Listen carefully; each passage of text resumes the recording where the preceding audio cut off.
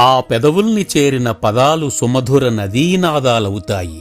ఆ గొంతును చేరిన స్వరాలు సరిగమల వరాలవుతాయి. పాటని భక్తితో కొలిచి, భాషని మనసుతో ప్రేమించి, సుస్వర శాసనాలు మన గుండెల్లో ముద్రించి, పాడుతా తియ్యగా అని ఇంటిల్లపాదిని పలకరించిన ఆ శ్రీకంఠం మోగబోయి అప్పుడే 4 ఏళ్లు. ఆ స్వరం గుడి గంటలో ప్రతిధ్వనిస్తే భగవద్దర్శనమే.